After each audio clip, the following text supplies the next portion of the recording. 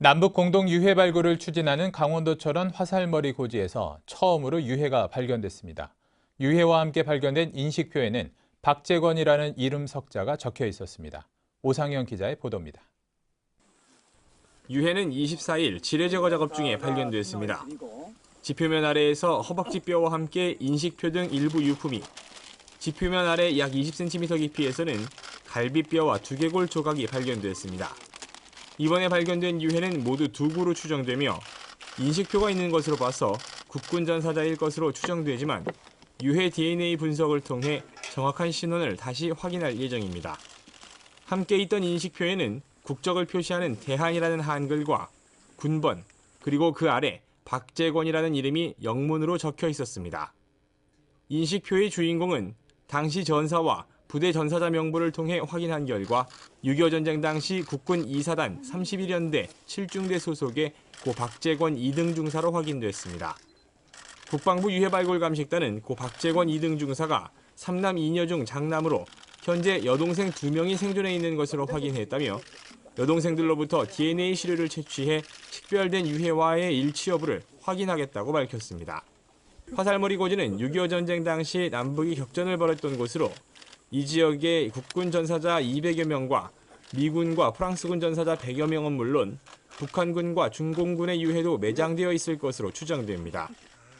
판문점 선언 이행을 위한 남북 군사 분야 합의서에 따라 지난 1일부터 지뢰 제거 작업을 하고 있는데 24일까지 지뢰 14발과 폭발물 187발, M1 소총과 대검 등 1252점이 발견됐습니다.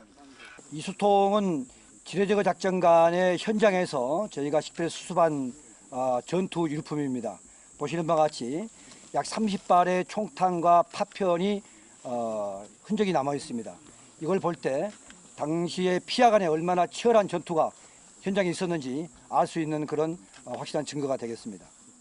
남과 북은 다음 달 30일까지 지뢰 제거 작업을 완료하고 내년 4월 언 땅이 녹으면 남북의 장병들이 공동 유해 발굴단을 구성해 본격적인 유해 발굴에 나설 계획입니다.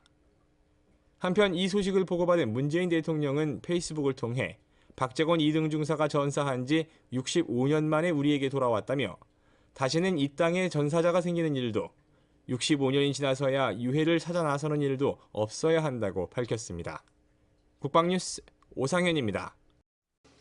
국방부가 26일 국방부 대회의실에서 국회 법제사법위원회로부터 국정감사를 받았습니다.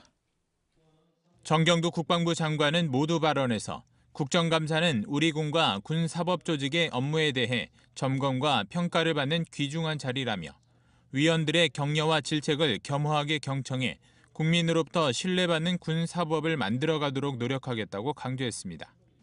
정 장관은 이어 군사법개혁 추진 계획과 군사법원 운영 실태를 보고했으며 장병 인권 보호와 징계제도 개선 등 주요 추진 업무를 보고했습니다. 그러면서 국방법무조직이 공정한 군사법 운영으로 군 기강을 확립하고 장병 인권 보장에 만전을 기해 군내 법치주의를 실현하겠다고 밝혔습니다.